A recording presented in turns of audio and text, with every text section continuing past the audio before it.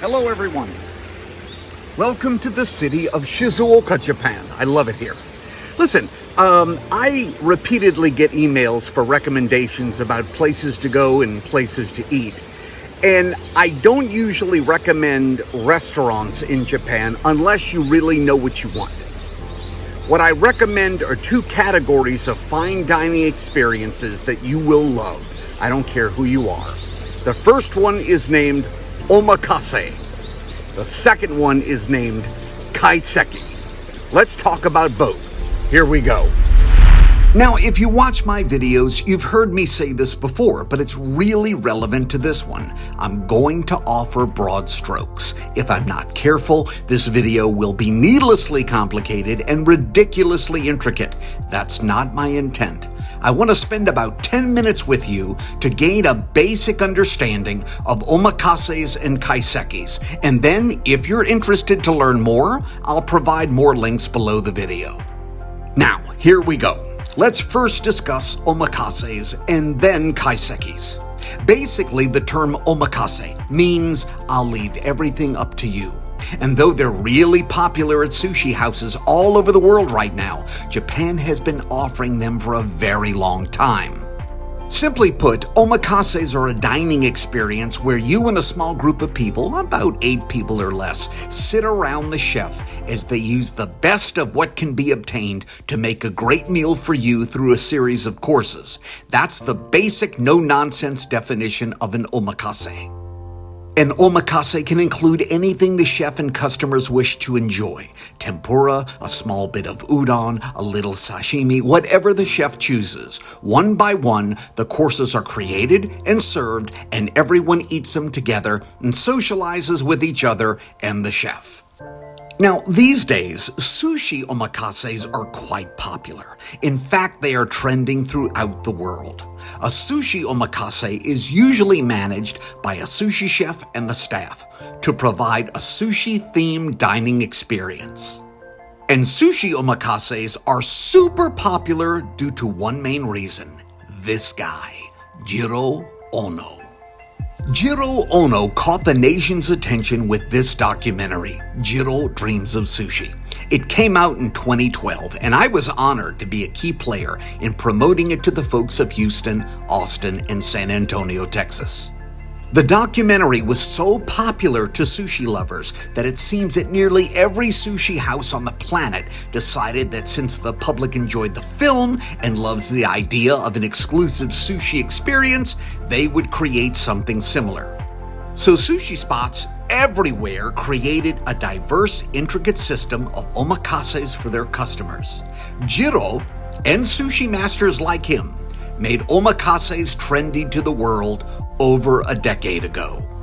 But long before the rest of the world caught on, Jiro-san and the master sushi chefs like him were offering sushi omakases to their customers since the 1960s. In fact, Jiro Ono himself opened his own omakase spot, Tsukibashi Jiro, in 1965. They simply weren't trendy to people like you and I. And I could say without any fear of contradiction that I have sampled about 150 to 200 omakases in Japan for the past 18 years, and I've sampled about 40 to 50 of them in the United States. And I'm gonna tell you now, there is no comparison. Sorry, I don't mean to be a juvenile stuck-up stick in the mud, but there are many obvious differences. The biggest differences are the quality of ingredients and the level of service. Oddly enough, you'll find many mediocre US-based sushi omakases to be more expensive than the outstanding ones in Japan. But in my opinion, most of them are about 1/5 the quality. In fact, one friend of mine sampled a 14-piece omakase in Asheville, North Carolina for about $400 after tax and gratuity.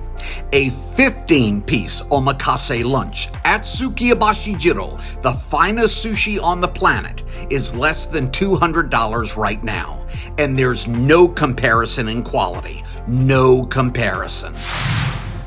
Also, in June of this year, I was teaching about 10 sushi classes and sake tastings in the city of Albuquerque, New Mexico.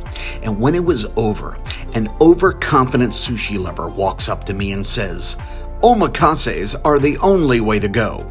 And I replied, "Do you prefer sushi omakases?" And he said, "All omakases are sushi omakases."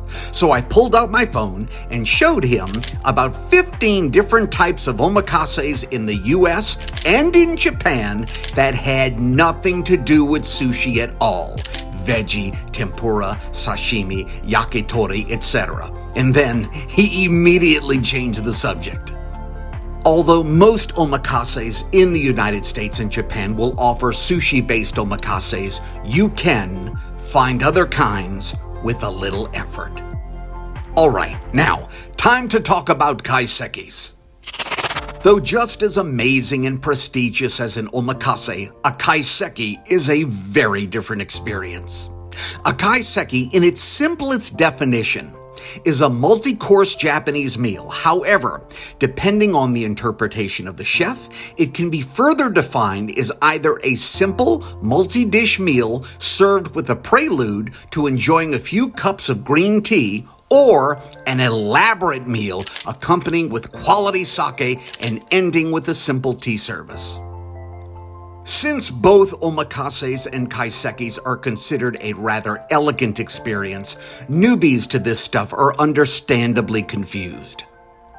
Kaisekis traditionally consist of 9 courses, but I've found some that go from maybe 6 to 15 courses, and each course is defined by a particular cooking method. For example, one course is sashimi, one course is grilled, one course is fried, one course is a soup, one is a seasonal item, and eventually ends with a mizumono, a charming portion of a decorative sweet or fruit.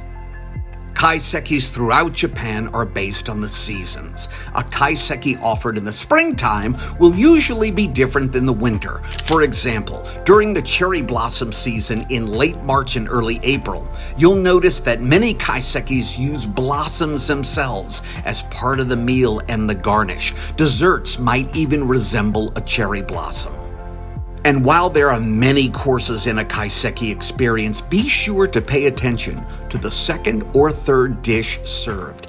It usually centers around a seasonal theme for the rest of the meal. Now, especially in Kyoto, Japan, kaisekis are a big deal, and you'll be able to find amazing ones everywhere. But there's one spot named Chihana in Gion, the geisha district. This spot has earned 3 Michelin stars for 9 consecutive years, but then faced the devastation of a fire in 2018, and they've been building themselves back ever since. Now let me say this, I have been to Kyoto probably 300 times in about 18 years, but I have only dined at Chihana about 6 times. That's it. Why? I couldn't afford it. It's a phenomenal experience, but one kaiseki for dinner with sake includes 15 courses and costs about $400. That means a single kaiseki dinner at Chihana costs more than an entire bullet train pass for 7 straight days. I just can't do that. I travel to Japan all the time. I can't splurge continuously. So, again, one last time. An omakase is a dining experience where you give total reign to the chef, and he uses top quality ingredients to offer you something special. And in most cases, throughout the USA and Japan, it's usually centered around a sushi-based meal, but there are omakases based on tempura, sashimi, and vegetarian menus. And a kaiseki is a meal comprised of a series of several different kinds of dishes served in a specific order that typically highlight the season, ranging from about 6 to 15 courses depending on the offerings of the chef and what you're willing to afford. So if you find yourself in Japan and you'd like some advice on something specific such as ramen, and udon, and tempura, soba, and sushi, I can help you. I'm an email away and I do it all the time. People contact me all the time for the best recommendations in Japan. But if you're not sure what you want, and you want to try something authentic and truly unique to Japan, consider experiencing an omakase or a kaiseki. I'm speaking with 18 years of experience to Japan, my friends. Regardless of your choice, you won't be disappointed. For more information on either omakase or kaiseki, we provided helpful links and information below this video. And then, as always, there's the Contact Us button. Click on it. You can contact me or my staff directly. For JourneyToJapan.com in Shizuoka, Japan, I'm Carl Rosa. Thank you for watching.